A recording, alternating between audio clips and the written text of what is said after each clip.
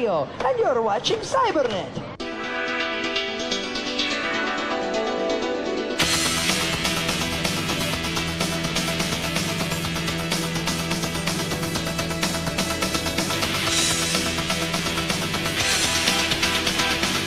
Grab your passport, because we're going to jet off to LA for the biggest computer show ever. Sail the seas to Paris for some incredible interneting, and take to the tracks and the pitch for some serious sport. Get your breath back, take a seat, and get ready for Cybernet. You know we'll go any distance to bring you the latest gossip from the gaming world, and this week's no exception. We've just got back from E3, the massive computer and game trade show held in Los Angeles. Anybody who's anybody was there, all showing off their new products, and there were even some familiar faces. That's incredible! I couldn't agree more, Mr. Klingon. Psygnosis unveiled a load of new games, including the sequel to their best-selling racer, Wipeout. And a new platformer featuring some characters you might recognise. While Sony were proudly showing their new character, Crash Bandicoot. Could this strange creature be the new Sonic or Mario? Well, although the game looks pretty good, we'll just have to wait and see. Sony were also responsible for one of the biggest bits of news of the show. They've decided to drop the price of the PlayStation by a whole third, which could open the door to many new gamers. And right next door, Sega did exactly the same thing with the Saturn, dropping the price by the same amount. And it's good to see that they were still supporting 16-bit, with a new 3D Mega Drive title, Sonic Blast. But it wasn't all games. They were also demonstrating how you could connect to the internet using a Saturn. We'll have more on that in a few weeks' time.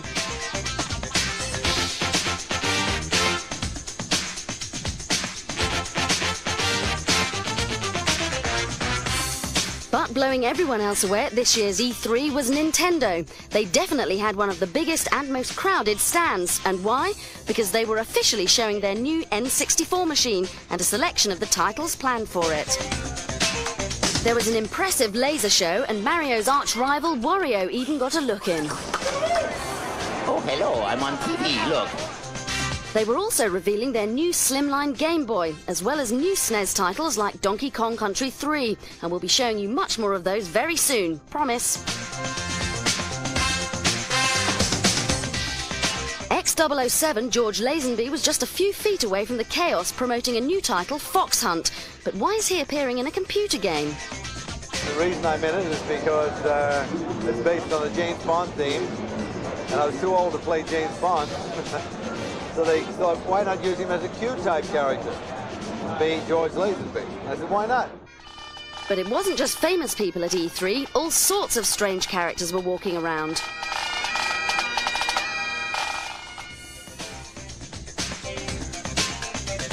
And if the crowds got too much, you could always hide away in virtual reality, or even a VR pod, where you could totally immerse yourself in your favourite game. It looks a bit claustrophobic to me, but what's it all about? We've just developed this new virtual reality product to work with virtual reality headsets, basically giving you sight, sound, and feel. And outside the halls, a team of people were busy building the world's largest Lego computer. It took 3 whole days to complete, and you can probably see why. While inside, they were showing off their new virtual Lego package. But for something a little more refreshing, virtual surfing was offering the ultimate thrill without getting wet. Hidden away upstairs was DreamWorks, the new company set up by Steven Spielberg and Bill Gates, and we managed to sneak our way in. They were only showing a few titles, but what they had looked very impressive.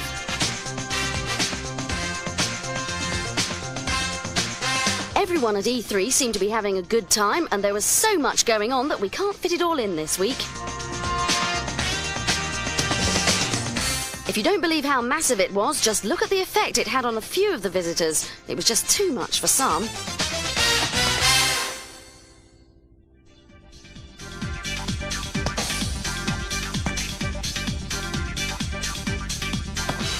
After excellent footy titles like Actua and FIFA, you may think we'd seen the last of football games, but along comes Power Soccer, ready to give everything else on the market a run for its money. Like any good football game, you start at the options screen, where you'll be given the chance to select everything from the language you want the excellent running commentary to be in to your favourite teams and players.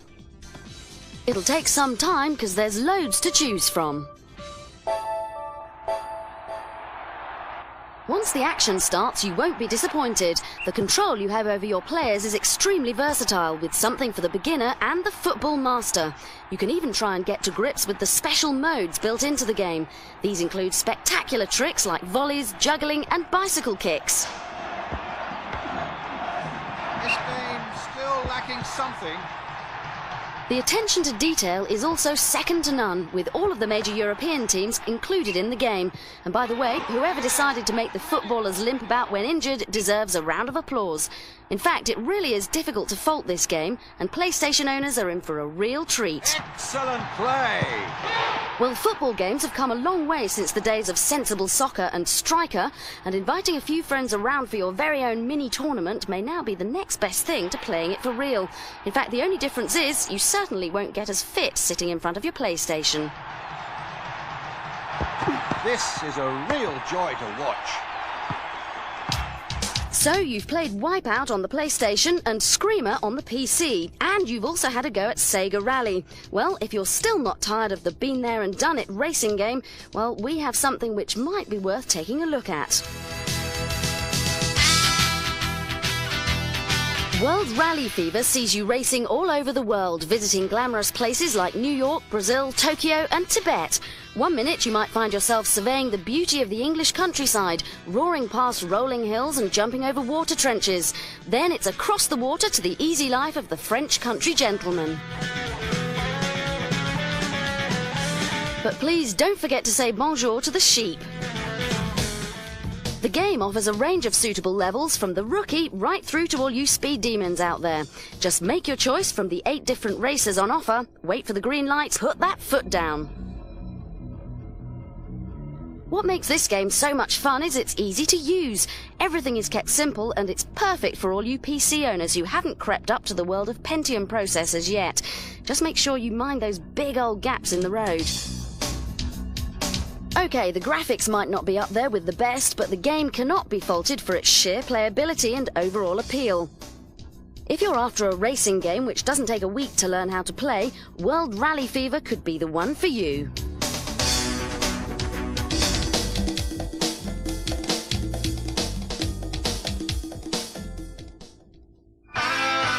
From one recent racing game to one on its way, Jeff Crammond's Grand Prix 2 is the long-awaited sequel to Grand Prix. If you want great simulation, realistically modelled Formula 1 cars and finely recreated racetracks from all over the world, you better start saving up now. The original Grand Prix was a big success on the Amiga back in 1992, where attention to detail got more of a look in than arcade action. You could fiddle and fine-tune your car forever. Well, now it's back with a vengeance and probably an accompanying instruction booklet to keep you up half the night. Of course, the graphics and sound have all been improved, and the program's artificial intelligence has been upgraded to offer the player a more realistic challenge. There'll also be a modem link for all you surfers out there. Whether this sequel will hit the big time in the world of racing games remains to be seen, but there's no doubting the amount of detail the programmers have gone into, right up to the sunlight glinting as you race. So whether your name's Damon Hill, Michael Schumacher or just plain old John Smith, this could be the next best thing to a day at the races.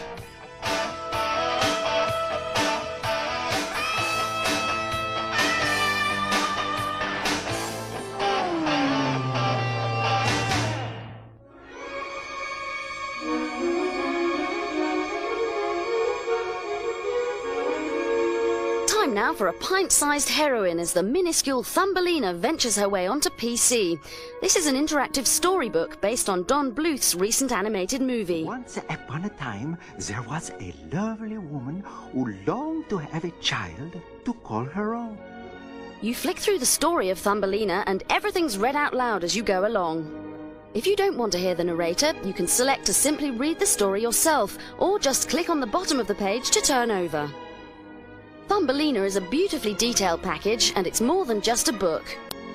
On certain pages, if you click at the side of a picture, you'll be transported to a game or interactive section like colouring in. There are pictures you can choose from every chapter, and because you can't go over the lines, it makes your painting a masterpiece every time.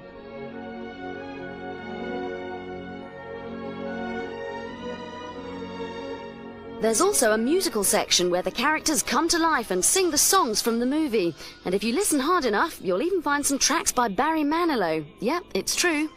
Let me lift you high above. If you want to sing along, the words appear under the pictures, karaoke style. There are a few hidden features too, like jigsaws. Congratulations!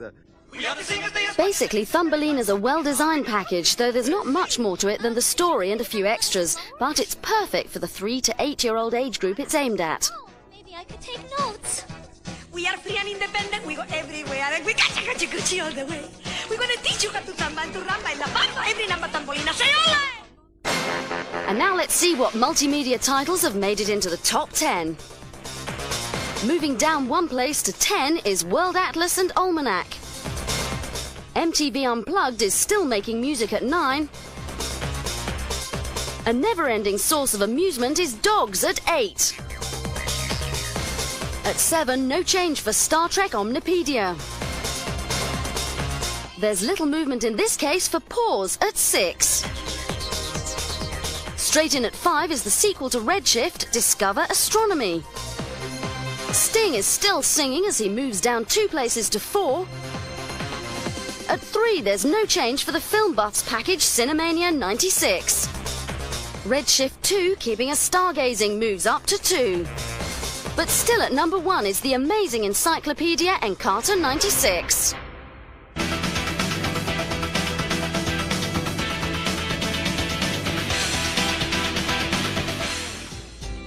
We've all heard about how amazing the internet is going to be, with lots of exciting stuff running at the speed of light to our super powerful, super friendly computers.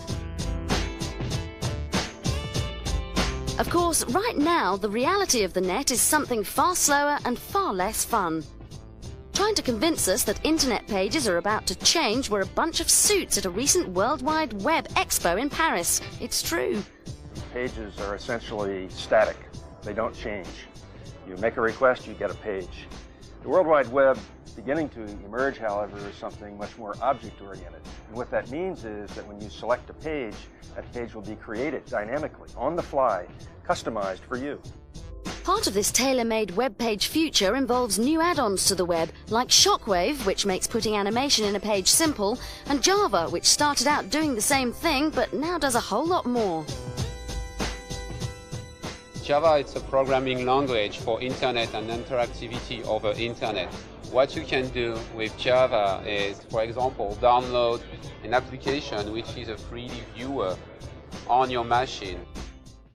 The idea is to enable the bandwidth of the internet to replace the computer on your desktop, in effect, and have the computing be done in the network, and have a computer that's much simpler than today's, just to display the results.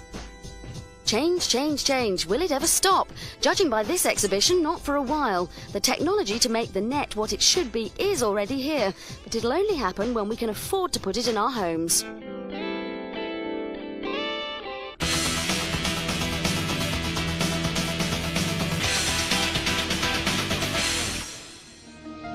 If you've ever had a go on the brilliant Redshift 2 astronomy package, then you'll be glad to hear that there's a sequel.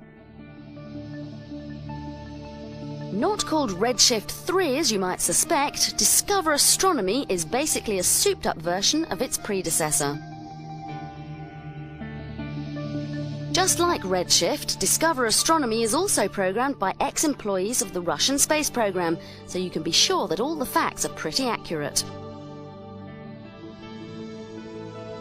It's packed with information about the planet, sun and stars, just about everything to do with space.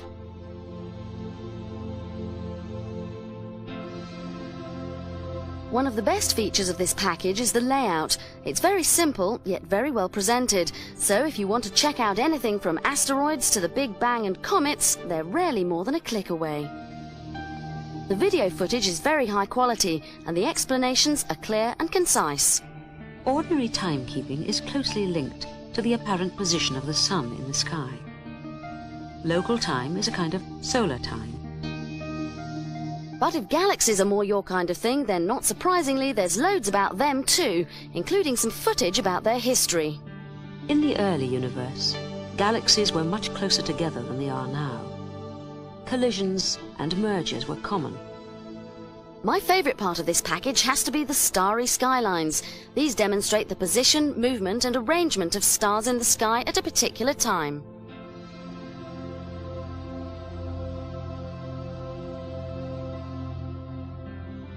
You can find out how the planets move,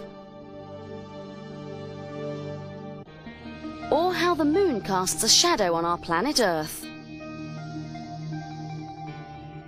Just like Redshift, there's a photo library with pretty decent reproductions of photos taken of and from other planets.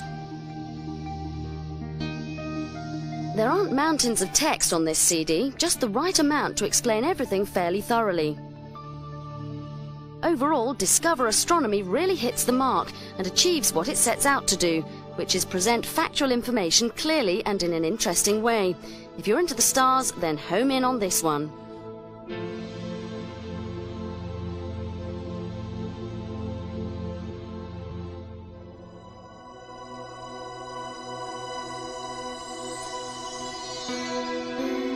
Time travelers of the world unite, because Time Commando will soon be winging its way across time for all you PC and PlayStation owners. Taking on the role of an ordinary computer repairman with a passion for bodybuilding, it's up to you to save mankind and absolutely nothing must get in your way. You start off in prehistoric times where the only weapons to your name are your fists and feet, but as time progresses you'll find yourself visiting main periods of history and you'll be fortunate enough to pick up weapons like a spear, gun, sword, crossbow and even a laser gun.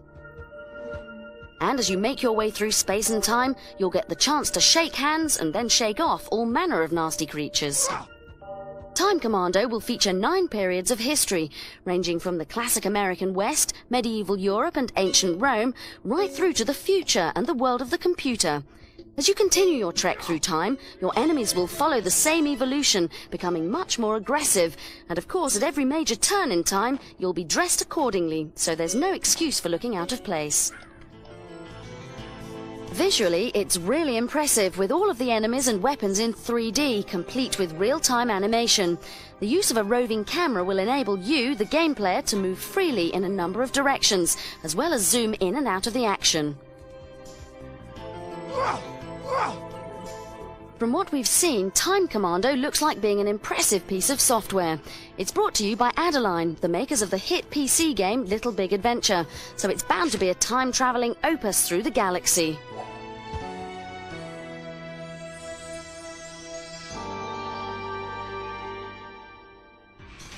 Well, talking of time, we've just run out of it, so off I go to prepare yet another amazing show. If you like the look of Power Soccer earlier on, then here's a bit more of the intro sequence just for you. Don't forget to keep all those letters and emails coming. See you soon!